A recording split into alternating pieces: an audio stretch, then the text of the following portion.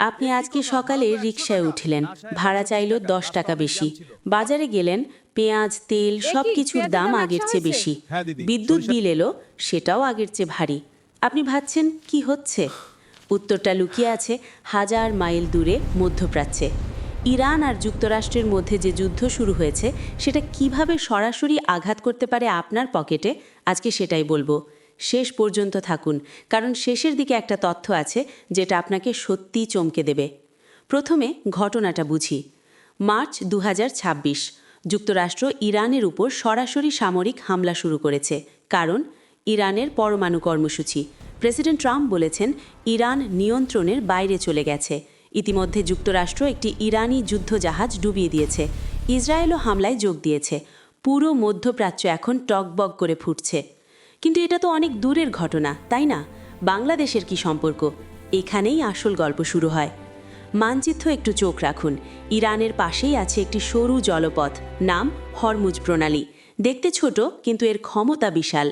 বিশ্বের মোট তেল সরবরাহের প্রায় 20% প্রতিদিন এই একটি পথ দিয়ে যায়। প্রতিদিন প্রায় 1.5 কোটি ব্যারেলেরও বেশি তেল। এখন যদি এই পথ বন্ধ হয়ে যায় বা বিপদে পড়ে, বিশ্লেষকরা বলছেন তেলের দাম প্রতি ব্যারেলে $120 ছাড়িয়ে যেতে পারে।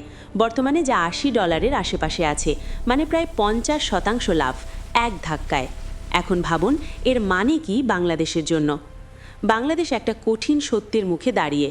আমরা যে তেল ব্যবহার করি, পেট্রোল, ডিজেল, রান্নার গ্যাস, বিদ্যুতের জন্য এলএনজি, এর বিশাল একটা অংশ আসে মধ্যপ্রাচ্য থেকে, সৌদি আরব, সংযুক্ত আরব আমিরাত, এই দেশগুলো থেকে।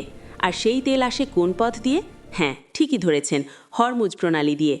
ডেইলি স্টার বলছে বিশ্ববাজারে তেলের দাম মাত্র $10 বাড়লেই বাংলাদেশের মাসিক আমদানি খরচ বাড়বে $8 কোটি। $8 কোটি শুধু এক মাসে। আর যদি দাম $50 বাড়ে, তাহলে হিসাবটা নিজেই কষুন। এই চাপটা কোথায় গিয়ে পড়বে? আপনার উপর। কিভাবে? 3টে রাস্তায়। 1. পরিবহন। ডিজেলের দাম বাড়লে বাস, ট্রাক, লঞ্চ সব ধরনের যানবাহনের ভাড়া বাড়বে। ঢাকা থেকে চট্টগ্রামের বাস ভাড়া বাড়বে। গ্রামের মানুষ শহরে যাওয়ার খরচ বাড়বে। 2. বিদ্যুৎ বিল। দেশের বেশিরভাগ বিদ্যুৎ কেন্দ্র চলে তেল আর এলএনজি দিয়ে। জ্বালানির দাম বাড়লে বিদ্যুৎ তৈরির খরচও বাড়বে, আর সেই খরচ শেষ পর্যন্ত আপনার বিলে যোগ হবে। 3. বাজারের সব কিছু। পরিবহন ব্যয় বাড়লে চাল, ডাল, সবজি সব কিছু বহন করার খরচও বাড়ে। সেই খরচ দোকানদার চাপায় আপনার উপর। এটাকে বলে মূল্যস্ফীতির চেন রিয়াকশন। 2022 সালে রাশিয়া ইউক্রেন যুদ্ধের সময় আমরা এটা হাতে নাতে দেখেছিলাম।